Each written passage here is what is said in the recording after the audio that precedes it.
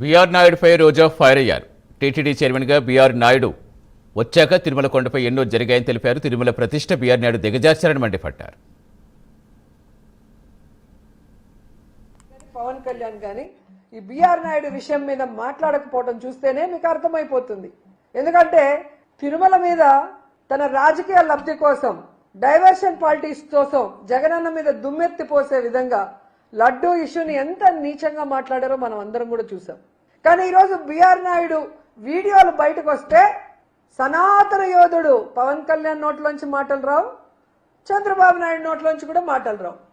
మరి పనున్నా పని లేకపోయినా హైదరాబాద్లో అయినా కూర్చొని కోవిడ్లో కూడా జూమ్లో ప్రెస్ మీట్లు ఇచ్చిన వాళ్ళకి ఈ రోజు ప్రెస్ మీట్లు ఇవ్వడం చేత కాలేదా? ఇస్తే బీఆర్ నాయుడు చేతిలో వాళ్ళకి ఫుల్ స్టాప్ పడుతుందన్న భయమని నేను అడుగుతున్నాను. అసలు బీఆర్ నాయుడుని వెంటనే తిరుమల తిరుపతి చైర్మన్ గా సస్పెండ్ చేయాలి.